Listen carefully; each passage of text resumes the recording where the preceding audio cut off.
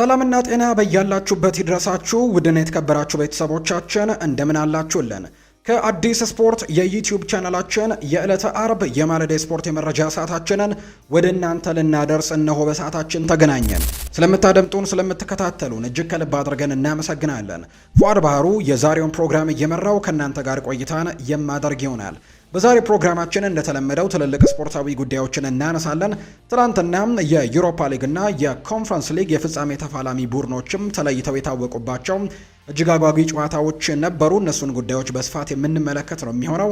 ከዛ ውጭ ግን የዝውውር ጉዳዮችና ስፖርታዊ መረጃዎች ዛሬ ከጠዋት ጀምሮ ትልልቅ የሚባሉ የአውሮፓ ሚዲያዎች ያወጧቸውን ስፖርታዊ ጉዳዮችን ወደ እናንተ እያደረሰን ቆይታን የምናደርግበት ፕሮግራምን ነው ይዘን የመጣ ነው። በዛሬው ፕሮግራማችን ላይ የማንቸስተር ዩናይትድን፣ የአርሰናልን፣ የቼልሲን፣ የሊቨርፑልን፣ የማንቸስተር ሲቲን እና የሌሎችም የአውሮፓ ታላላቅ ክለቦችን የዝውውር ጉዳዮችን እንዳስሳለን። ፉአድ ባህሩ ፕሮግራሙን እመራለሁ። እናንተ ሀሳብ አስተያየቶቻችሁን እየሰጣችሁን ከኛ ጋር እንድትቆዩ በአክብሮት እንጋብዛለን። በተለይ ደግሞ ስምና አድራሻችሁን እየጠቀሳችሁ ሀሳቦቻችሁን የምታደርሱን ከሆነ በፕሮግራማችን መጨረሻ ላይ ሀሳቦቻችሁን መልሰን የምናደርስ ነው የሚሆነው። ከመሸጋገሪያ በኋላ በድጋሚ ተመልሰን የምንገናኝ ይሆናል። አብራችሁኝ እንድትቆዩም በአክብሮት ጋበዝኳችሁ።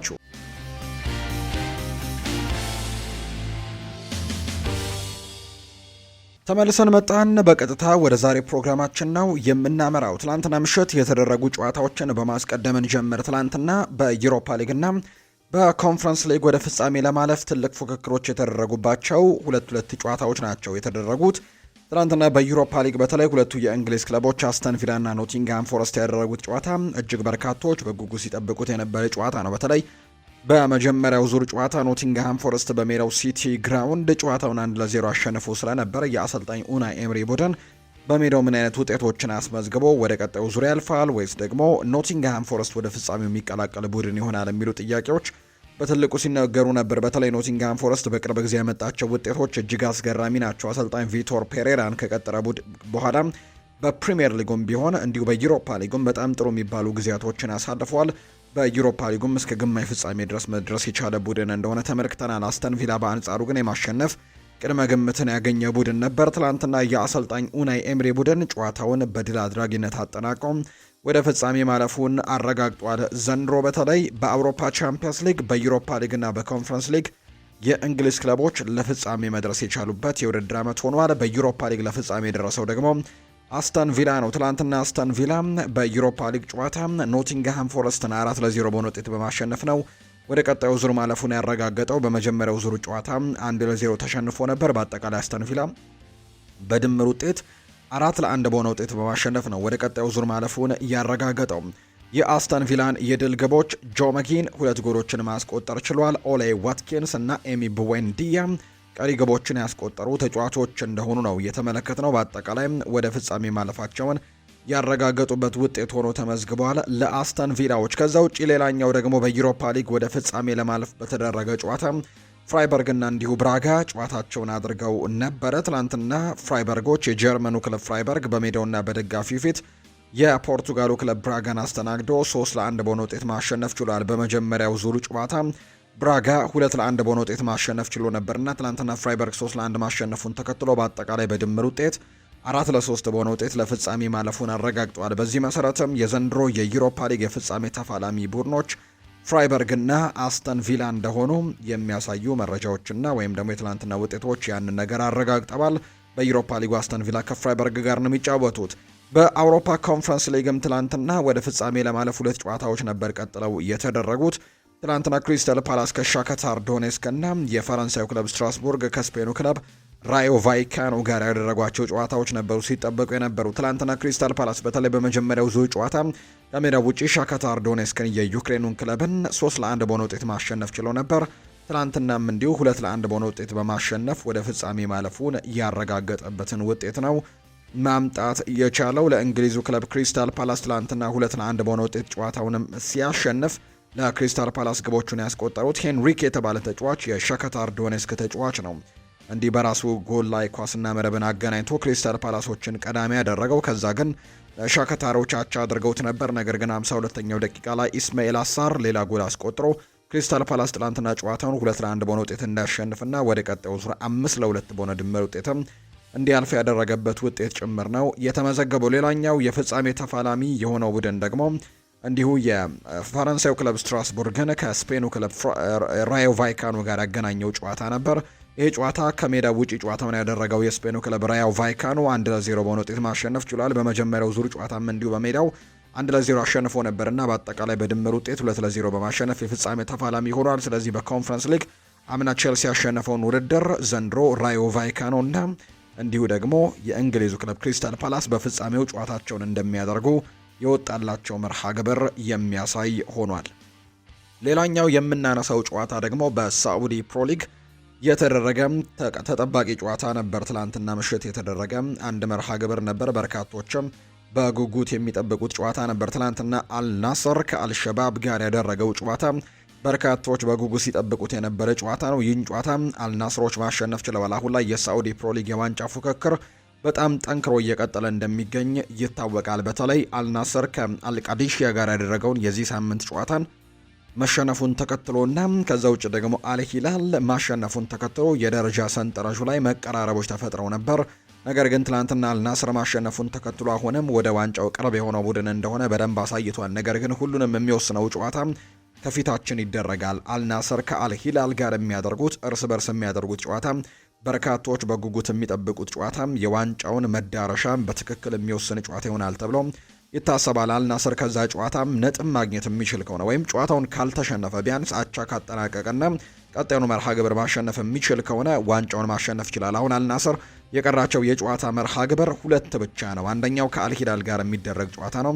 ከዛ ውጭ ሌላ አንድ መርሃ ግብር ይቀራቸዋል እና እንዳልኳችሁ ከአልሂላል ጋር የሚደረገውን ጨዋታ ካልተሸነፈ አቻ እንኳን ወጥቶ ቀጣዩን ጨዋታ ማሸነፍ የሚችል ከሆነ ሻምፒየን መሆኑን ማረጋገጥ የሚችልበትን ውጤት ማምጣት ይችላልና በጣም የሚጠበቀው ጨዋታ ይሆናል ተብሎ ይታሰባል። አልናስር ግን ትናንትና አልሸባብን 4-2 በሆነ ውጤት ማሸነፍ ችሏል። የአልናስርን የማሸነፊያ ግቦች ጃኦ ፌሊክስ 3 ግቦችን በማስቆጠር ሃትሪክ ሰርቷል። እንዲሁ ክሪስቲያኖ ሮናልዶ ኳስና መረብን አገናኝተዋል። ዣኦ ፌሊክስ 2ቱን በጨዋታ አንዱን በፍጹም ቅጣት ምት ነው ያስቆጠረው። ክሪስቲያኖ ሮናልዶ ተቀይሮ ከወጣ በኋላ የተገኘ የፍጹም ቅጣት ምት ነው ዣኦ ፌሊክስ አስቆጥሮ በአጠቃላይ ሃትሪክ ሰርቶ የወጣው። ክሪስቲያኖ ሮናልዶም እንዲሁ ጎል አስቆጥሯል። ሮናልዶ 100ኛ የሳዑዲ ፕሮ ጎሉን ነው ትናንትና ማስቆጠር የቻለው። ሮናልዶ በ4 የተለያዩ ሊጎችም ከ100 በላይ ግቦችን ያስቆጠረ የመጀመሪያው ተጫዋች አድርጎታል። በአጠቃላይ በእግር ኳስ ሕይወቱ ያስቆጠራቸውን አጠቃላይ የጎሎች ብዛት ደግሞ 971 አደርሶታል። 29 ግቦች ብቻ ይቀሩታል አሁን ላይ 1000 ጎሎችን ለመሙላት። አልናስር ነጥቡን 82 በማድረስ ሊጉን በ5 ነጥብ ልዩነቶች መምራት ጀምሯል። በቀጣይ መርሃ ግብር አልናስር እንዳልኳችሁ ከአልሂላል ጋር በጣም ወሳኝ የተባለውን ጨዋታ እንደሚያደርግ ነው በርካቶች እየጠበቁ የሚገኙትና ያ ጨዋታ ሁሉንም ነገር ይወስነዋል ተብሎ እንደሚታሰብ ነው መረጃዎች እየወጡ የሚገኙት። የእነዚህ ሁለት ቡድኖች ጨዋታ ደግሞ ሜይ 12 ከ4 ቀናት በኋላ ዕለተ ማክሰኞ ጨዋታው እንደሚደረግ ይፋ ተደርጓል። አልናስር ከአልሂላል ጋር የሚያደርጉት አልናስር በሜዳው የሚያደርገው ጨዋታ ነው። ያ ጨዋታ ሁሉንም ነገር ይወስናል። የፊታችን ማክሰኞ የሚደረገው ምሽት 3 ሰዓት ላይ የሚደረገው ጨዋታ ይሆናል ተብሎ ይጠበቃል። ትናንትና በሳዑዲ ፕሮ ሊግ የተደረገውም ጨዋታ ይህንን ነው የሚመስለው። ክለቦችን የተመለከቱ ስፖርታዊ ጉዳዮችን ወደ እናንተ እናደርስ። አርሰናልን የተመለከቱ መረጃዎችን በማስቀደም እንጀምር። ከአርሰናል ጋር በተያዘ በርከት ያሉ ርዕሰ ጉዳዮች እየተነሱ ይገኛሉ። አንደኛው አንድ የአርሰናል የውስጥ አዋቂ ሰው እንደሚናገረው ከሆነ ካይ ሃቨርትስ በሚኬል አርቴታ እጅግ ተወዳጅ ተጫዋች እንደሆነና በተለይ ደግሞ በቅርብ ሳምንታት ውስጥም በአርሰናል ፕሬሲንግ ስርዓት ውስጥ ባለው ጠቀሜታ ምክንያትም በጣም አስፈላጊ ተጫዋች እንደሆነ ይታመናል በአርቴታ ዘንድ። በተለይ አርቴታ ተጫዋቹ ላይ ያለው እምነት እየጨመረ እንደመጣና በተለይ ተጫዋቹ በፕሬሲንግ ወቅት ቡድኑን በደንብ የሚያግዝ አይነት ተጫዋች እንደሆነም ያምንበታል ተብሏል። ስለዚህ ከጉዳት ተመልሶ በሚመጣበት ጊዜም በቋሚ አስተላለፍ ውስጥ የመካተት እድሉ በጣም ሰፋ ያለ ተጫዋች እንደሆነ ጭምር ነው እየተነገረ የሚገኘው። ሌላኛው ከአርሰናል ጋር የሚነሳው ጉዳይ አርሰናል የእሁዱን ጨዋታ ማሸነፍ ይጠበቅበታል ሲል ነው የቀድሞ የአርሰናል ተጫዋች የነበረው ስዊድናዊው ፌድሪ ሊዩምበርግ የሚናገረው።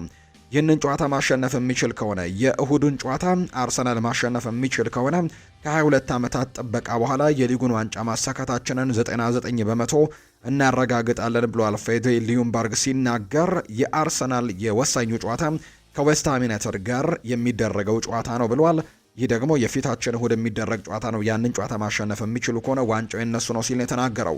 ከዌስትሃም ዩናይትድ ጋር ለመጨረሻ ጊዜ ለንደን ስቴዲየም ላይ ነው ጨዋታው የሚደረገው። በዌስትሃም ዩናይትድ ስቴዲየም ላይ ነው ጨዋታው የሚደረገውና ዌስትሃም ዩናይትድ ለመጨረሻ ጊዜም በለንደን ስቴዲየም አርሰናልን ያሸነፉት 2019 ላይ እንደነበር ይታወሳል። ያኔም 1-0 በሆነ ውጤት ነበር ማሸነፍ የቻሉት። ያኔውን የማሸነፊያ ግብ ያስቆጠረው ደግሞ አሁን በአርሰናል ቤት ውስጥ የሚገኘው ዴክላን ራይስ ነበር። ኳስና መረብን ያገናኘውና የዚህ ሳምንቱ የፊታችን እሁድ የሚደረገው ጨዋታ በርካታዎች በጉጉት ይጠብቁታል። በተለይ ዌስትሃም ዩናይትድ ላለመውረድ እየታገለ የሚገኝ ቡድን ነው። አሁን በወራጅ ቀጠናው ላይ ነው የሚገኘው። 18ኛ ደረጃ ላይ ተቀምጧል። ከቶትንሃም ጋር ቦታ እየተቀያየሩ ይገኛሉና ያንን ጨዋታ ማሸነፍ ለዌስትሃም ዩናይትድ እጅግ በጣም ወሳኝ ነው። ከሁሉም በላይ ግን አርሰናልም ይህንን ጨዋታ ማሸነፍ በጣም ወሳኝ ይሆንለታል ተብሎ ይታሰባል። ወደ ዋንጫው በጣም እየቀረበ ይገኛል። ያንን ጨዋታ ማሸነፍ የሚችል ከሆነ ደግሞ ለዋንጫው በጣም በሚቃረብበት ጨዋታ ይሆናል ተብሎ ይታሰባል። የፊታችን እሁድ የሚደረግ ነው የሚሆነው። አርሰናል የፓሪስ ሳን ዠርሜኑን የፊት መስመር ተጫዋች ነው ክቪቻ ክቫራትስኬሊያንና የኒውካስል ዩናይትዱን አንቶኒ ጎርደንን የግራ ክንፍ ቦታ ላይ የሚፈልጋቸው ተጫዋቾች ናቸው እየተባለ ይገኛል። ነገር ግን እነዚህ ተጫዋቾች ለማግኘት በጣም አስቸጋሪ ይሆንበታል ተብሎ ይታሰባል። አንደኛ ክቪቻ ክቫራትስኬሊያ ከክለቡ ፓሪስ ሰን ዠርሜን ጋር የመለየት እድሉ በጣም ጠባብ ነው። በፓሪስ ሰን ዠርሜን በአሰልጣኝ ሉዊስ ኤንሪኬ ስርም እጅግ በጣም ደስተኛ እንደሆነ ይነገራል። በክለቡ መቆየትንም ምርጫው እንደሚያደርግ የሚያሳዩ መረጃዎች ይወጣሉና ክቪቻ ክቫራትስኬሊያን ማግኘት በጣም ከባድ ሊሆንባቸው እንደሚችል ይታመናል። ከዛ ውጭ ግን አንቶኒ ጎርደንን ለማስፈረም ደግሞ በጣም በርከት ያሉ ተፎካካሪዎች ሳይኖርባቸው እንደማይቀር ነው መረጃዎች የሚያሳዩት። እርግጥ ነው ተጫዋቹ ከኒውካስል ዩናይትድ ጋር ዘንድሮ የመለየት እድሉ በጣም እየሰፋ መጥቷል። ነገር ግን ፈላጊዎቹ በአውሮፓ በጣም በርከት ያሉ ናቸው። ለምሳሌ ያክል በጀርመኑ ክለብ ባየር ሚኒክ በጥብቅ እየተፈለገ ይገኛል አንቶኒ ጎርደን። ከዛ ውጪ ባርሴሎናም በቅርቡ ዴኮ ከዚህ ተጫዋች ወኪሎች ጋር ንግግሮችን ማድረጉን የሚያሳዩ መረጃዎች ያሉ በእንግሊዝና ሊቨርፑልም ጭምር የዚህ ተጫዋች ፈላጊዎች ናቸውና አንቶኒ ጎርደንን ለማምጣትም ጠንከር ያለ ድርድርንና ጠንከር ያለ የገንዘብ አቅምንም በደንብ ማሳየት ይኖርበታል ተብሎ ይታሰባል። በአርሰናል ቤት ሌላኛው በአጥቂ ስፍራ ላይ ደግሞ የአትሌቲኮ ማድሪዱን አጥቂ ሁሊያን አልቫሬዝን እንደሚፈልጉት ነው የተናገረው። ከክለቡ አትሌቲኮ ማድሪድ ጋር የመለየት ሰፋ ያለ እድል እንዳለው በርካቶች ያነሳሉ ሁሊያን አልቫሬዝን በተመለከተ። ነገር ግን ወደ የትኛው ክለብ ይቀላቀላል የሚለው እስካሁን አልተረጋገጠም። ባርሴሎናም የተጫዋቹ ፍላጎት እንዳለው ይነገራል። ተጫዋቹም ቢሆን ባርሴሎና ቤት መጫወት እንደሚፈልግ የሚያሳዩ አንዳንድ ጭምጭምታዎች እንዳሉ ይታወቃልና አርሰናል ይህንንም ተጫዋች ለማስፈረም ትልቅ እንቅስቃሴዎችን ያደርጋል ተብሎ እንደሚታሰብ ነው መረጃው የወጣው። የአርሰናል የደስታ አገላለጽ ትንሽ ከልክ የበዛ ነው ብሏል ጆን ቴሪ ነው ይህንን ሀሳብ የሰጠው። የቀድሞው የቼልሲ ተከላካይ የነበረው ጆን ቴሪ አርሰናል ለፍጻሜ በመድረሱ አክብሮት ሊሰጠው ይገባል በማለት ይናገራል። የሚዩኒክና የፓሪስ ሳን ዠርሜን ጨዋታን በጉጉት መጠበቁን የገለጸው ቲየሪ በተለይም ከአርሰናልና አትሌቲኮ ማድሪድ የማያምር ጨዋታ በኋላ ይህኛውን በደንብ ጠብቀው ነበር ሲል የተናገረው።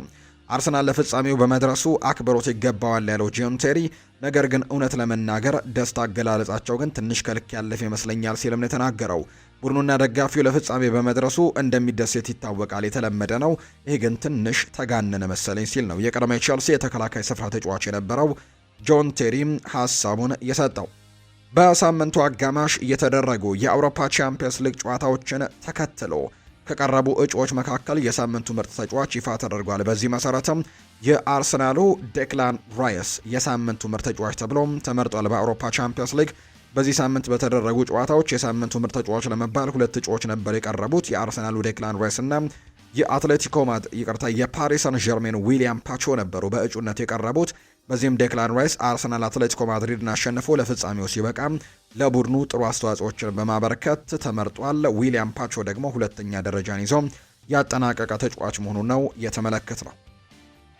የማንቸስተር ዩናይትድ ጉዳዮችን ደግሞ ወደ እናንተን አድርስ። ማንቸስተር ዩናይትዶች ካለፉት 4 እስከ 6 ሳምንታት መካከል ከማቲያስ ፈርናንዴስ ወኪሎች ጋር ንግግሮችን ሲያደርጉ እንደቆየ የሚያሳዩ መረጃዎች አሉ።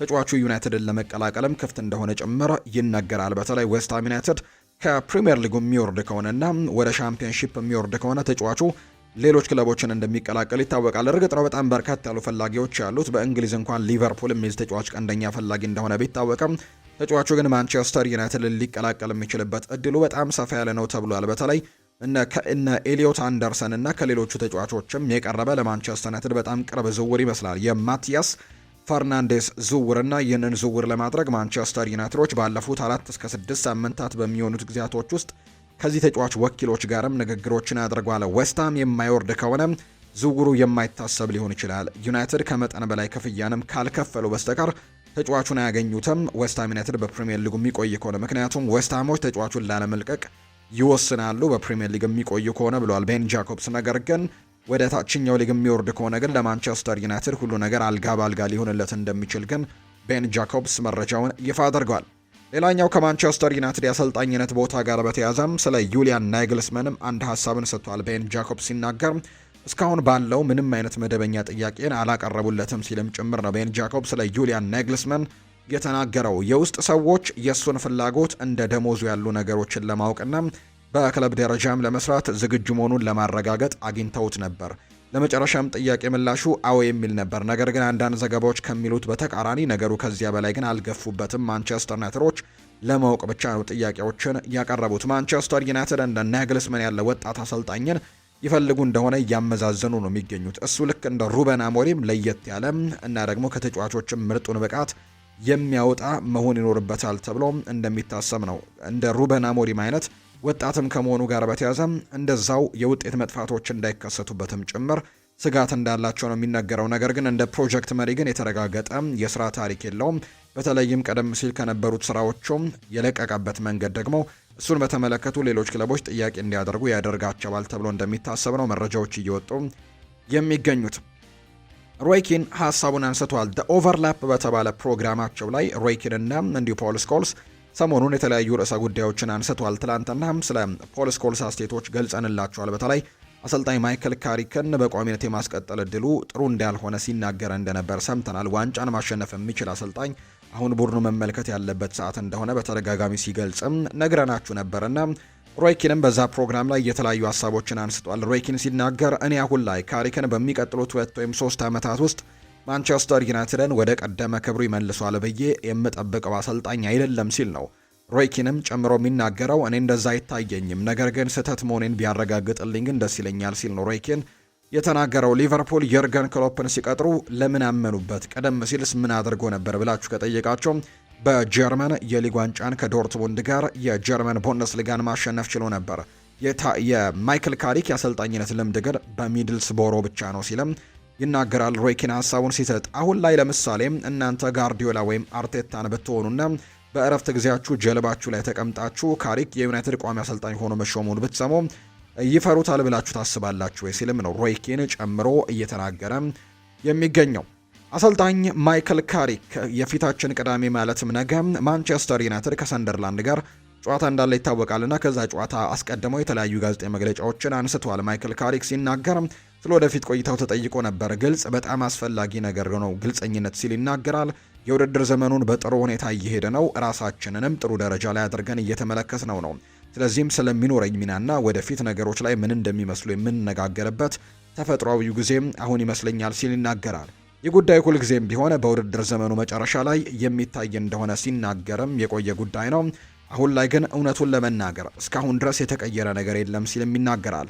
አሰልጣኝ ማይክል ካሪክ የማንቸስተር ዩናይትድ የቡድን ጥልቀትን በተመለከተ ያለው ፈተናና ቀጣይ ቅድም በሚመለከት አንዳንድ ጥያቄዎች እንዲሁ ቀርበውለት ነበር። በዚህ ሂደት ውስጥ በእርግጠኝነት የተለያዩ ፈተናዎች ያሉ አብዛኞቹ ተጫዋቾች ባለፉት ዓመታት ከለመዱት በላይም ደግሞ አነስተኛ ጨዋታዎችን ነው ዘንድሮ እያደረጉ የሚገኙት። ምክንያቱም ማንቸስተር ዩናይትዶች በሌሎች ውድድሮች ላይም እንዳልነበሩ እናውቃለንና በዚህ ምክንያትም ከተለመደው አይነት የጨዋታ ጊዜያቶች ያነሰ ጨዋታን ነው እያገኙ የሚገኙት ሲልም ጭምር ይናገራል። ማይክል ካሪክ ከሀገር ውስጥ ውድድሮች ቶሎ መውጣታችን እናም ጨዋታዎችም ተራርቀው መካሄዳቸው ሁኔታውን ለየት አድርገውታል ሲል ይናገራል። ለዚህም ራሳችንን ማስተካከል ነበረብን፣ ስለዚህም ወደፊት በእርግጠኝነት ለውጦች ይኖራሉ ሲልም ነው የተናገረው።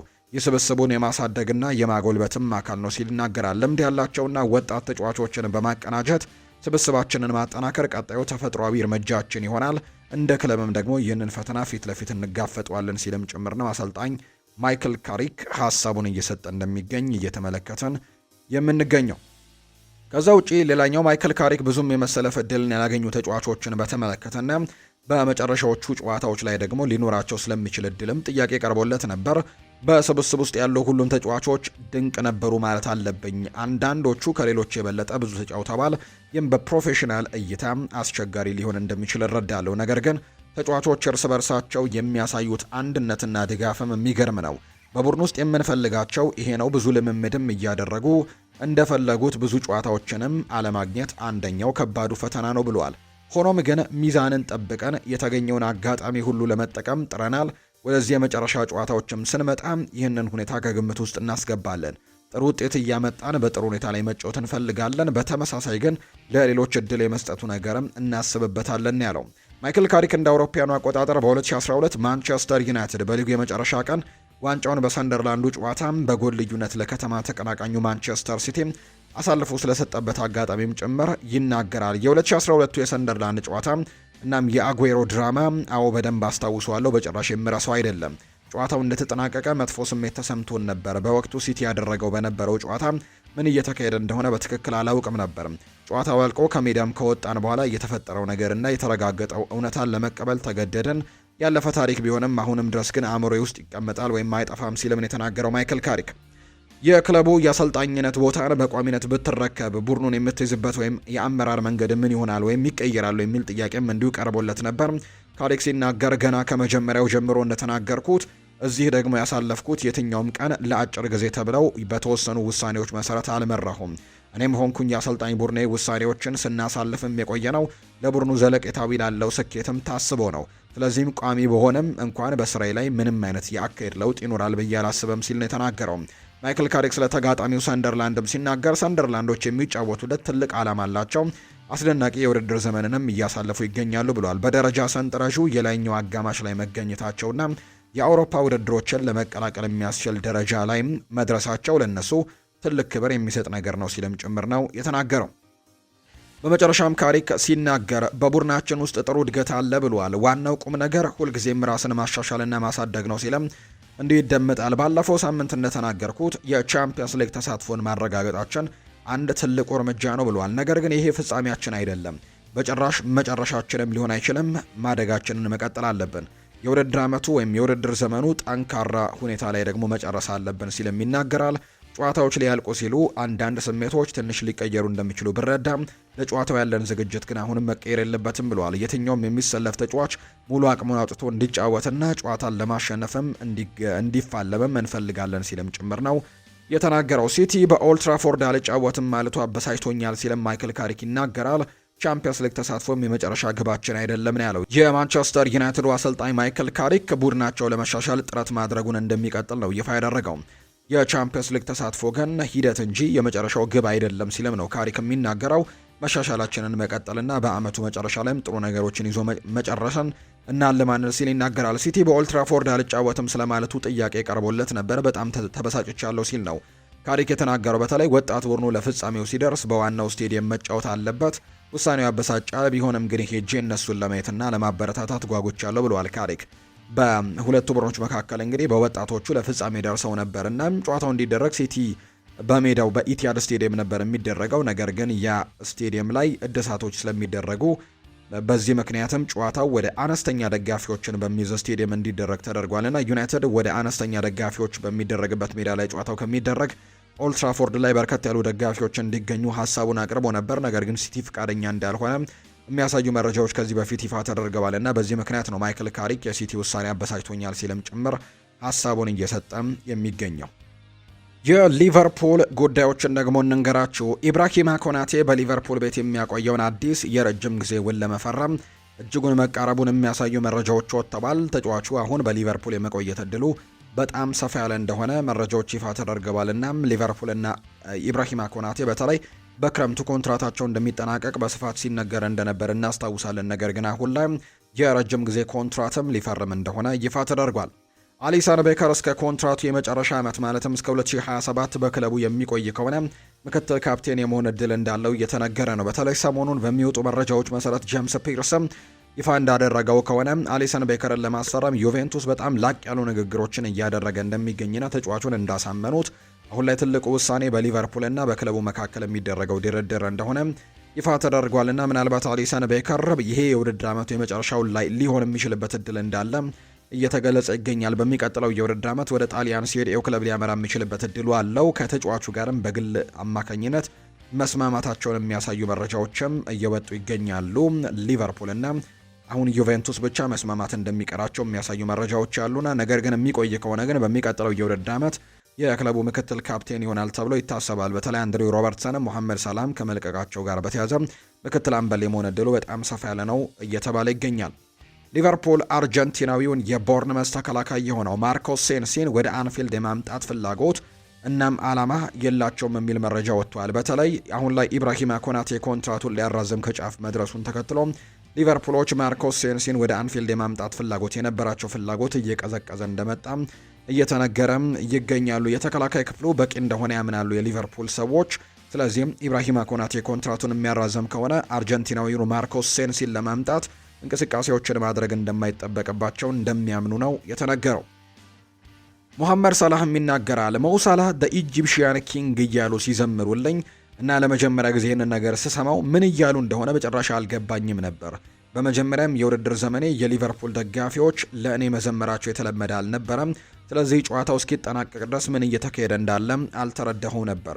ይህ በጣም ደስ የሚያሰኝ ነገር ነው። በመጀመሪያው የውድድር ዘመን እንዲህ አይነት ዜማ እንዲኖርህ ማድረግ ድንቅ ነገር ነው። እንዲህ አይነት ነገር ብዙ ጊዜ እንደማይከሰት አውቃለሁ። ነገር ግን አሁን ላይ በወቅቱ ስሰማው በጣም ደስ ብሎ ነበር ማለት እችላለሁ ሲልም ጭምር ነው የተናገረው። ሙሐመድ ሳላህ ሲናገር ደጋፊዎች ምን ያክል እንደሚወዱኝ ያውቃለሁ፣ እኔም ደግሞ ይህንን ክለብም ምን ያክል እንደምወደው እነሱም የሚያውቁ ይመስለኛል ሲልም ጭምር ነው የተናገረው። ሙሐመድ ሳላህ ከተማዋን ወዳታለሁ፣ ስለዚህም ለእኔ መዘመራቸው የኔ አድናቆትን የምገልጽበት ታላቅ መንገድም ነው ሲልም ጭምር ነው ሀሳቡን የሰጠው ሙሐመድ ሳላህ። በቅርብ ዓመታት ሊቨርፑል ያስፈረማቸው ተጫዋቾች ጎበዝ ቢሆኑም ነገር ግን ዝምተኛ የሚባሉ አይነት ተጫዋቾች እንደሆኑ የቅርብ ሰዎች ይናገራሉ። ሊቨርፑል ስኬታማ ለመሆን ሳላህን በመጀመሪያዎቹ ዓመታት በክለቡ በነበረበት ወቅት እንደ ጆርዳን ሄንደርሰን፣ ጄምስ ሚልነር እና ጂኒ ዋይናልደም እንዳደረጉት የመልበሻ ክፍሉን ማነቃቃት የሚችሉ ተጫዋቾችን ማግኘት ይኖርባቸዋል ብሏል። ጄምስ ፒርስ እንደሚናገረው ከሆነ እነዚህ ተጫዋቾች በተለይ ማነሳሳት የሚፈልጉ አይነት ተጫዋቾች እንደሆኑ ጭምር ነው የተናገረው። ዳርዊን ኑኔስ አልሂላልን መልቀቅ ይፈልጋል ተብሏል። አሁን ላይ እንግዲህ የዚህ የዳርዊን ኑኔስ ተጫዋች እጅግ በጣም አስከፊ ጊዜ ላይ እንደሚገኝ ነው የሚታወቀው። አምና ሊቨርፑልን በመልቀቅ ወደ ሳዑዲ አረቢያው ክለብ አልሂላል ማምራቱ ይታወሳል። ነገር ግን በሳዑዲ የሚጠብቀውን ያክል የጨዋታ ደቂቃዎችን በዛም በሳዑዲ ማግኘት ያልቻለበት አጋጣሚ ጭምሮች ያሉ። በተለይ ደግሞ በጥር ተጫዋቾች የዝውውር መስኮት አልሂላሎች ካሪም ቤንዜማን ማስፈረማቸውን ተከትሎ በሊጉ ላይ በሚደረጉ ጨዋታዎች ላይ ይህንን ተጫዋች እንደማይጠቀሙትና እንዳይጠቀሙትም ከዝርዝር ውጭ እንዳደረጉት የሚታወስ ጉዳይ ነው። ብዙ ነገሮች ውስጥ የሚገኘው ሳዑዲ ውስጥ የሚገኘው ዳርዊን ኑኔስ የመጫወቻ ሰዓቶቹን በማጣትና ከክለቡ እስከ መቀነስም ድረስ የደረሱ በደሎች እየደረሱበት እንደሚገኝ የተናገረ ሲሆን አልሂላልን ለመልቀቅም ወስኗል። ወደ አውሮፓ የሚመለስ ከሆነም በእንግሊዝ ቼልሲና ኒውካስል፣ ምናልባት ዩቬንቱስ ደግሞ በጣሊያን ተጫዋቹን ለማስፈረም እንቅስቃሴዎችን ሊያደርጉ የሚችሉ ክለቦች እንደሆኑ የሚያሳዩ ዘገባዎች ናቸው በትልቁ እየወጡ የሚገኙት። ቼልሲ የተመለከቱ መረጃዎችን ደግሞ ወደ እናንተ እናደርስ። ቼልሲዎች የኮሎኙን የ19 ዓመት የመስመር አጥቂ የሆነው ሰኢድ ኤልማላን ለማስፈረም ፉክክሩን እየመራ እንዳለም የጀርመኑ ቢልድ የተባለው የመረጃ ምንጭ ይፋ አድርጓል። እቅዱ ተጫዋቹ ለቼልሲ ከፈረመ በኋላ መልሶ ለኮሎኝ በውሰት መስጠት እንደሆነ የጀርመኑ የመረጃ ምንጭ ቢልድ የተባለውም ይፋ እያደረገው እንደሚገኝ ነው የተገለጸው።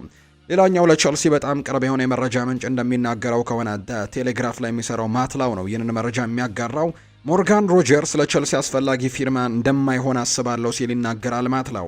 ይህንን ዝውውር ማድረግ በጣም ሪስኮች ይኖሩታል ሲልም ነው ማትላው የሚናገረው። እሱ ትክክለኛው ሰው አይደለም፣ ያልበሰለም ተጫዋች ነው ሲልም ጭምር ይናገራል ማትላው። ነገር ግን እንደ አንቶኒ ጎርደን ያለ ሰው ለቼልሲ ብልህ ፈራሚ ይመስለኛል ሲልም ነው የሚናገረው። ምክንያቱም ለብዙ ዓመታት ወጥነት ያለው ተጫዋችም እሱ ይመስለኛል። ስለዚህም ቼልሲዎች ሞርጋን ሮጀርስን ከማስፈረም ይልቅ አንቶኒ ጎርደንን ለማምጣት እንቅስቃሴዎችን ቢያደርጉ የተሻለም ይመስለኛል ሲልም ጭምር ነው የተናገረው። በውጤት ማጣት ውስጥ የሚገኘው ቼልሲ ከ6 ተከታታይ የሊግ ሽንፈቱ ለማገገም ከሊቨርፑል ጋር ይጫወታል በዚህ ሳምንት። አንፊልድ ላይ ብርቱ ፍልሚያ የሚጠብቃቸው ሰማያዎቹም አሁን ላይ የአጥቂ ስፍራ ተሰላፊ ተጫዋቾች እንግዲህ ጉዳት እየገጠማቸው እንደሚገኝ ይታወቃል። እጥረት ገጥሟቸዋል ተብለዋል። የቡድኑ ጊዜያዊ አሰልጣኝ የሆነው ካሎ ማክፈርለን የቡድኑ አጥቂዎች አሌሃንድሮ ጋርናቾና ፔድሮ ኔቶ መጎዳታቸውን ይፋ አድርገዋል። ወጣቱ ተጫዋች የነበረው ባለፈው ጨዋታ ከኖቲንጋም ፎረስት ጋር ባደረጉት ዕለተ ሰኞ የተደረገው ጨዋታ ላይም ጉዳት ገጥሞት የወጣው ጄሲ ዴሪ እንዲሁ ባለፈው ሳምንት ከበድ ያለ ጉዳት እንደገጠመው የሚታወስ ነውና ኤስቴቫውና ጄሚ ባይኖ ጌቲያንስ ደግሞ ከዛ በፊት ጉዳት የገጠማቸው ሌሎች ተጫዋቾች እንደነበሩ የምናስታውሰው ነው። በኩል ግብ ጠባቂው ሮበርት ሳንቼዝም በተመሳሳይ ከዚህኛው ጨዋታ ውጪ እንደሆነ ይፋ ተደርጓል። ለሰማያዎቹ በጣም መልካም የሚባለው ዜና ሁለቱ የተከላካይ ስፍራ ተጫዋቾች የሆኑት ሪስ ጄምስ እና ላቬይ ኮልዊል ወደ ሙሉ ልምምድ መመለሳቸው ብቻ እንደሆነ ነው ይፋ የተደረገው። ቸልሲ በሊቨርፑል የሚሸነፍ ከሆነ ከ74 ዓመታት በኋላም 7 ተከታታይ የሊግ ጨዋታዎችን የተሸነፈበት ጊዜ ይሆናል ተብሎ ይታሰባል። እስካሁን 6 የፕሪሚየር ሊግ ተከታታይ ጨዋታዎችን ተሸንፏል። ምናልባት በዚህ ሳምንት በሊቨርፑል የሚሸነፍ ከሆነ የ74 ዓመታት ታሪክን እንደሚሰሩ የሚያሳዩ መረጃዎች ናቸው እየወጡ የሚገኙት። ጄሲ ደሪ ጥሩ ሁኔታ ላይ ነው ያለው፣ ነገር ግን ከውድድር ዓመቱ ውጭ ግን ነው ሲሉ ነው ማክፋርልን የተናገሩት። ፔድሮ ኔቶና አሌሃንድሮ ጋርናቾ ግን ለቀዳሚው ጨዋታ የመድረስ እድላቸው ጠባብ እንደሆነ ተናግረዋል። ሮበርት ሳንቼዝም በጨዋታው ላይ እንደማይኖር ነው አሰልጣኝ ካሉ ማክፋርለን ይፋ እያደረጉ የሚገኙት። ሌላኛው ከማንቸስተር ሲቲ ጋር የተያዙ ጉዳዮችን ደግሞ እናንሳ። ረያን ሸርኪ ይናገራል። ጥሩ ካልተጫወትኩኝ ማታም በጭራሽ እንቅልፍ አይወስደኝም ሲል ነው ረያን ሸርኪ የሚናገረው። የማንቸስተር ሲቲው ተጫዋች የሆነው ረያን ሸርኪ በየጨዋታው ጥሩ እንቅስቃሴዎችን ማድረግ እንደሚፈልግ ይፋ አድርጓል። ጥሩ ጨዋታ ካላደረግኩኝ እንቅልፍ እንኳን ለመተኛት በጣም እቸገራለሁ ሲል ነው ረያን ሸርኪ አስቴቱን የሚሰጠው። አክለውም በእንግሊዝ ፕሪምየር ሊግ በራሴ የአጨዋወት መንገድ አሻሬን ማስቀመጥ ፈልጋለሁ ሲል ነው የተናገረው። እግር ኳስ ለእኔ አርት ናት የሚለው ቸርኬ ሜዳ ላይ ስገባ የሚሰማኝን መግለጽ እፈልጋለሁ ሲልም ጭምር ነው የተናገረውና ስለዚህም ሜዳ ላይ በመሆንበት ጊዜ መደሰትን እፈልጋለሁ፣ ጥሩ እንቅስቃሴዎችንም በየጨዋታው አሳልፌ መውጣትን ነው ምርጫ የማደርገው ሲልም ጭምር ይናገራል። በተለይ ተጫዋች በቅርብ ጊዜያት ባሉ ጨዋታዎች ላይ በአሰልጣኝ ፔፕ ጓርዲዮላ ስር በቋሚነት በተደጋጋሚ ጨዋታዎች ላይ እየተሰለፈ የሚገኝና በየጨዋታዎቹ ደግሞ ጥሩ አስተዋጽኦችን እያደረገ የሚገኝ ተጫዋች እንደሆነ ይታወቃል። በአሲስትም በጣም ጥሩ ቁጥሮች ያሉት በፕሪሚየር ሊግ ሁለተኛው ከፍተኛ አሲስት አድራጊ እንደሆነ ጭምር ይታወቃልና በእያንዳንዱ ጨዋታዎች ላይ በእያንዳንዱ እንቅስቃሴዎች ላይ ጥሩ እንቅስቃሴዎችን ማድረግ ፈልጋለሁ ሲል ነው የተናገረው።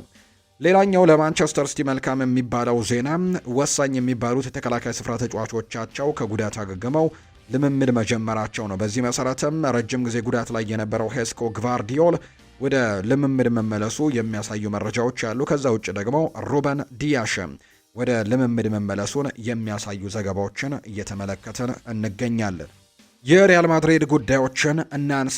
በድራማዎች የተሞላው የሪያል ማድሪድ ስብስብን ነው የምንመለከተው። በዚህ ሳምንት በጣም በርከት ያሉ ዜናዎችን እየሰማን እንገኛለን። እንደሚታወቀው ከሪያል ማድሪድ ጋር በተያያዘ የኬሊያን ምባፔ ከቡድኑ ምክትል አሰልጣኞችና ከዛ ውጭ ከስታፍ አባላቶቹ ጋር ጭምር ያለው አለመግባባትና ግጭት፣ ከዛ ውጭ ደግሞ በመልበሻ ክፍል ውስጥም ቢሆን ከሌሎች ተጫዋቾች ጋር ያለው ግጭትና ከፈረንሳዊያን ተጫዋቾች ጋር ብቻ ቅርበት እንዳለው የሚያሳዩ መረጃዎች ሲወጡ ነበረ። ከዛ ውጪ የሪያል ማድሪድ ደጋፊዎችም ፒቲሽኖችን እያሰባሰቡ ይልቀቅልን የሚል አይነት ፒቲሽኖችን አሰባስበው እንደነበር ይፋ ተደርጓል። ከዛ ውጪ 200,000 ነበር አላማቸው። 200,000 ፊርማዎችን ማሰባሰብ ነበር በኦንላይን ላይ አላማቸው። ነገር ግን ወደ 31 ሚሊዮን የሚሆኑ ደጋፊዎች ይልቀቅልን የሚል አይነት ሀሳቦችን ማቅረባቸውና ይህንም ደግሞ በጣም በሪከርድነት ጭምር የተያዘ ቁጥር እንደሆነ የሚያሳዩ መረጃዎች ሲወጡ ነበር። ቪኒሲዮስ ጁኒየር የዚህ ቡድን ዋናው ሰው እንደሆነም በተጫዋቾች ዘንድ እምነቱ እንዳለ የሚያሳዩ መረጃዎች ነበሩ። ከዛ ውጭ አሰልጣኝ አልቫሮ አርቤሎ 6 ተጫዋቾች ጋር ምንም አይነት ንግግር እንደሌላቸው፣ በተለይ ከስፔናዊያን አሰልጣኞች ጋር ከስፔናዊያን ተጫዋቾች ጋር ያለው ግንኙነት በጣም የሻከረ እንደሆነ ሜዳ ላይ ጭምር እስከ መሰዳደብ እንደሚደርሱ ስፔናዊያን ተጫዋቾች አሰልጣኝ አልቫሮ አርቤሎ ላይ የስድብ ቃላቶችን ጭምር በልምምድ ሜዳ ላይ እንደሚሰነዝሩና ምንም የአክብሮት ነገርም ጭምር እንደሌላቸው የሚያሳዩ መረጃዎች በዚህ ሳምንት ሲወጡ ነበረ። ከዛ ውጭ ሌሎችም ነገሮች ሲፈጠሩ እንደነበር እናስታውሳለን። አንቶኒ ሩዲገር አልቫሮ ፈርናንዴስ ካሬራስን በጥፊ እንደመታው ጭምር የሚያሳዩ መረጃዎች ሲወጡ ነበር። የኦሪዮል ቹዋሜኒና የፌዴሪኮ ቫልቬርዴም ደግሞ ግጭቶችም ሰሞኑን ሲነሱ የነበሩ ጉዳዮች ናቸው። ትላንትና ግን ዙሩ ከሮ የተመለከትንበት ቀን እንደሆነ ነው በርካቶች ያነሱ። ትላንትና ግጭታቸው በጣም ላቅ ያለ ደረጃ ላይ እንደደረሰ የሚያሳዩ መረጃዎች ናቸው ያሉት። በዚህም ፌዴሪኮ ቫልቬርዴ እና ኦሪዮል ሹዋሜኒ ድብድብ ውስጥ መግባታቸው ጭምር የሚያሳዩ መረጃዎች ናቸው እየወጡ የሚገኙት። የሁለቱ ተጫዋቾች ጸብ ከበድ ያለ እንደነበር ሲገለጽ፣ ቫልቬርዴ ተጎድቶ ሆስፒታል እስከ መሄድ ድረስ የተደረሰበት ጸቦች እንደተፈጠሩ ጭምር ነው የሚያሳዩ መረጃዎች ያሉት። በተለይ ተጫዋቾቹ የገለጹት ሀሳብ አለ። እንደዚህ አይነት ነገሮች አልተከሰቱም የሚል ማስጠበቢያዎችን አስቀምጠዋል። በኋላ ላይ እናነሷለን። ነገር ግን አንዳንድ ታማኝ የሚባሉ የመረጃ ምንጮች ግን ያነሷቸውን ጉዳዮች ለማንሳት ያክል በጣም ትልቅ አለመግባባት ውስጥ ገብተው እንደነበር የሚያሳዩ መረጃዎች እንዳሉ ነው የተገለጸው። የትላንትናው ጸብ የክለቡ ፕሬዚደንት ፍሎሬንቲኖ ፔሬዝ ጭምር ጣልቃን እንዲገቡበት ያደረገና ሁለቱ ተጫዋቾች ላይ ምናልባት ቅጣቶችን ለማሳለፍ ምናልባት የጨዋታ እገዳዎች፣ የደሞዝ ቅነሳዎች፣ ቡድኑንም ለቀው እስኪወጡ ድረስ ደግሞ ሊያደርጉ የሚችሉ አይነት ጥፋቶችም ከመሆናቸው ጋር በተያያዘ ትልቅ እርምጃዎች ሊወሰድባቸው እንደሚችል የሚያሳዩ መረጃዎች ናቸው እየወጡ የሚገኙት። ምንድነው የተፈጠረው የሚለውን ለመመልከት ያክል እነዚህ ሁለት ተጫዋቾች ሰሞኑን ግጭት ውስጥ ገብተው እንደነበር የሚያሳዩ መረጃዎች በተደጋጋሚ ሲወጡ ነበር። ወይም አካላዊ ነገሮች የሌሉበት ነገር ግን በቃላት ግን ንግግሮች ወይም ልውውጦች የነበሩበት ግጭቶች ውስጥ ገብተው ነበር ኦሪዮል ሹዋሜኒ እና እንዲሁ ፌዴሪኮ ቫልቬርዴ ማለት ነው። ከዛ በኋላ ግን ትናንትና የተፈጠረው ምንድነው? ለሚዲያዎች አንተ ሀሳቦቹን ሰጥተሃል ወይም ደግሞ ለሚዲያዎች ተናግረሃል የሚል አይነት ሀሳብ ነበረው ፌዴሪኮ ቫልቬርዴ ኦሪዮል ሹዋሜኒን በሙሉ የልምምድ ሴሽኑ ላይ ይህንን ቃላት ሲናገረው እንደነበር ወይም ለሚዲያዎች አሳልፈ ሰጥተሃል የእኛን ግጭት የሚል አይነት ሀሳብ እንደነበረው ነው ፌዴሪኮ ቫልቬርዴ ለኦሪዮል ሹዋሜኒ በተደጋጋሚ ሲናገረው እንደነበርና የቡድን አጋሮቻቸው ጭምር ይህንን ንግግራቸውን እንዲያቆሙ በተደጋጋሚ ጊዜ ሲገልጹለት እንደነበር ለፌዴሪኮ ቫልቬርዴ ይፋ ተደርጓል። ከዛ ውጭ ግን ከዚህ ንግግር ውጭ ግን በጣም አስፈሪ የነበሩ ታክሎችን ጭምር በልምምድ ሜዳዎች ላይ ሲገባበት እንደነበርና በጣም አስፈሪ ታክሎችን ቫልቬርዴ ሹዋሜኒ ላይ ሲያደርግ እንደነበር የሚያሳዩ መረጃዎች እንደነበሩ ነው የሚያሳዩ ዘገባዎች እየወጡ የሚገኙት። በዚህ ምክንያትም የልምምድ ሴሽኑ ከተጠናቀቀ በኋላም ወደ መልበሻ ክፍል በሚያምሩበት ሰዓት ኦሪዮል ሹዋሜኒ ነገሩን ለማረጋጋትና ፌዴሪኮ ቫልቬርዴን ለመጨበጥ ሙከራዎችን ቢያደርግም ነገር ግን ቫልቬርዴ ይህንን ነገር ሊቀበል አልቻለም። በዚህም ምክንያት ኦሪዮል ሹዋሜኒ ቡጢ እንደሰነዘረና ፌዴሪኮ ቫልቬርዴን እንደመታው ሲመታው ደግሞ ወድቆ ጠረጴዛው እንደገጨውና ጭንቅላቱ አካባቢ ጉዳት እንደደረሰበት የሚያሳዩ ዘገባዎች ናቸው። ቅርብ የተባሉ የመረጃ ምንጮች ይህን ነው ይፋ ያደረጉት። ቫልቬርዴ የጭንቅላት ጉዳት እንደገጠመውም ጭምር ይፋ ተደርጓል። ሪያል ማድሪድ በተጫዋቾቹ መካከል ግጭት መፈጠሩን ከደቂቃዎች በፊትም ባወጣው መግለጫ ላይ ይፋ አድርጎት እንደነበር ተመልክተናል። ይህንን ተከትሎ የዲሲፕሊን እርምጃ ለመውሰድም ምርመራዎች ላይ መሆኑን ጭምር በይፋ አስታውቋል። ክለቡ በመግለጫው ፌዴሪኮ ቫልቬርዴ ከባድ የጭንቅላት ጉዳት እንዳጋጠመው አረጋግጧል። በዚህ ምክንያትም ፌዴሪኮ ቫልቬርዴም ከ10 እስከ 14 ቀናት ድረስም ከሜዳ እንደሚርቅ ነው ይፋ የተደረገው። በጉዳቱ ምክንያት ለነዚህ ያክል ጨዋታዎች በቡድን ውስጥ እንደማይኖር ይፋ ተደርጓል። ፌዴሪኮ ቫልቬርዴ በዚህ ምክንያትም ለቀጣዩ የኤል ክላሲኮ ጨዋታ እንደማይደርስ ነው ይፋ የተደረገው። ሚዲያዎች ይህንን ይበሉ እንጂ ፌዴሪኮ ቫልቬርዴ ግን እንደዚህ አይነት ነገሮች በጭራሽ አልተከሰቱም ሲል ነው መግለጫም ያወጣው። ሹዋሜኒ አልመታኝም እኔም አልመታሁትም ሲል ነው ፌዴሪኮ ቫልቬርዴ ሀሳቡን የሰጠው። የሪያል ማድሪዱ አማካይ የሆነው ፌዴሪኮ ቫልቬርዴ ጭንቅላቱን የተጎዳው የቡድን አጋሩ መቶት አለመሆኑን ይናገራል። ይፋዊ መልእክቱን ያጋራው ዩራጓዊው ተጫዋች ፌዴ ከቡድን አጋሩ ጋር የቃላት ልውውጥ ብቻ እንደነበር ነው የተናገረው። ጭንቅላቱን የተጎዳው አደጋ አጋጥሞት ከጠረጴዛ ጋር ተጋጅቶ እንደነበር ነው ቫልቬርዴ የተናገረው። ክለቡ ከደቂቃዎች በፊት ግን የጭንቅላት ጉዳት እንደገጠመው ይፋ ቢያደርግም ተጫዋቹ ግን ውድቅ እንዳደረገውን የተናገረው የቡድን አጋሬ እኔን አልመታኝም እኔም አልመታሁትም ሲል ነው ፌዴሪኮ ቫልቬርዴ የተናገረውና እንደዚህ አይነት ጉዳዮች በሪያል ማድሪድ ቤት ውስጥ በጣም በትልቁ እየተፈጠሩ እንደሚገኙ ነው የተገለጸው። ባለፉት ሳምንታት በሪያል ማድሪድ ቤት ውስጥ ያለማቋረጥ አዳዲስ ከሜዳ ውጭ ያሉ አነጋጋሪ ጉዳዮች እየተሰሙ ነው የሚገኙት። በሮስማሬንጌዎቹ ቤትም በተለያዩ ተጫዋቾች መካከል እየተፈጠረ ያለው ግጭት ደግሞ ዋነኛ ርዕሰ ጉዳይ ሆኖ እየቆየ ቢሆንም በኬሊያን ምባፔና በቡድን ደጋፊዎች መካከል እየተፈጠረ ያለው ትልቅ ክፍተትም ደግሞ ትኩረትን የሳበ ጉዳይ እንደሆነም እየተነገረ ነው። ከቅርብ ቀናት በፊት በመልበሻ ክፍል ውስጥ ለብዙ ተጫዋቾች አርአያ የሚሆን ስብዕና እንዳለው የሚነገርለትና በአመራር ብቃቱ የሚወደደው አንቶኒ ሩዲገር አልቫሮ ካሬራስን በጥፊ ተማቶ እንደነበር ለማድሪድ መልበሻ ክፍል ቅርብ የነበሩ የመረጃ ምንጮች ዘግበውት ነበር።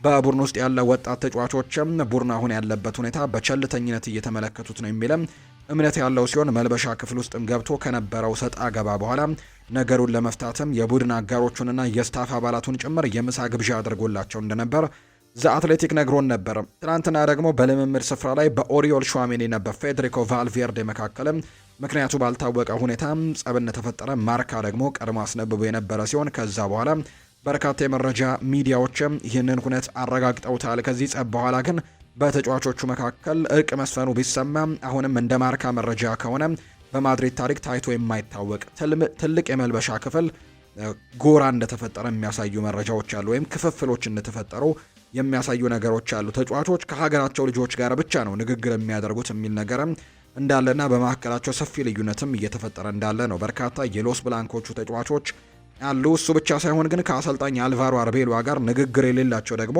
8 ያክል ተጫዋቾች እንዳሉ ይፋ ተደርጓል። ምንም አይነት ንግግሮችን ከአሰልጣኙ ጋር አያደርግም። ታዲያ ተጫዋቾችን በአመራር ብቃት ግርማ ሞገሳቸውን ብቻ ጸጥ ማድረግ ይችሉ የነበሩት የክለቡ አንጋፋ ፕሬዚደንት ፍሎሬንቲኖ ፔሬዝ ነገሮች ከቁጥጥራቸው ውጪም እየሆነባቸው እንደሆነ ተነግሯል። ይባስ ብሎ ደግሞ ከሰሞኑ አንድ የሪያል ማድሪድ ደጋፊ ኬሊያን ምባፔ ከሪያል ማድሪድ ይውጣ የሚል መፈክር ደግሞ ይዞ 200,000 ደጋፊዎችን ወይም ድምጾችን ለማግኘት አቅዶ የሰራ ሲሆን አሁን ላይ ቁጥሩ ከ31 ሚሊዮን በላይ አልፏል። ይህ ደግሞ በአንድ ወቅት በዓለም ላይ ከሚገኙ ለደሃ ሀገራቶች ተሰጥቶ ከነበረው ያልተከፈለ ብድር ይቁም ተብሎ ተጀምሮ ከነበረው የኦንላይን ድምጽ ማሰባሰብ በልጦ ተቀምጧል። ምንም እንኳን ይህ ድምጽ ማሰባሰብ ለሪያል ማድሪድ ደጋፊዎች ታቅዶ ቢቀመጥም የሌላው ቡድን ደጋፊዎች ተሳታፊ አይደሉም ማለት ግን ከባድ ነው። ነገር ግን ኬሊያን ከደጋፊው ጋር ግን በዚህ ደረጃ ያቃቃረው ምንድን ነው የሚሉ ጥያቄዎች በትልቁ ይነሳሉ። ኬሊያን ከሰሞኑ ካጋጠመው ጉዳት በኋላ የአካል ብቃቱ እስኪመለስ ድረስ በማድሪድ ቆይቶ ክትትል ያደርጋል ተብሎ ቢታሰብም እሱ ግን ምርጫውን ያደረገው ከስፔናዊቱ አዲስ የፍቅር አጋሩ ጋር ኤስተር ኤስፖሲቶ ጋር በመሆንም ወደ ጣሊያኗ ከተማም ሳርዲኒያ አቅንቶ መዝናናትን መምረጡ የነበረ ሲሆን ታዲያ በዚህ ውጥረትም በማድሪድ ቤት በነገሰበት ጊዜ ይህንን ተግባር መፈጸሙ በርካታ የሪያል ማድሪድ ሰዎችን አስከፍቷል። በዛ ላይ ደግሞ ኤምባፔ ከሰሞኑ በልምምድ ወቅትም ከአርቤሏ የስታፍ አባል ጋር እንዲሁ ኦፍሳይድ እንቅስቃሴ ውስጥ እንዳለ ከተነገረ በኋላ ቅር ተሰኝቷል። አስፈላጊ ክርክሩም ፈጥሮ እንደነበር ይነገራል።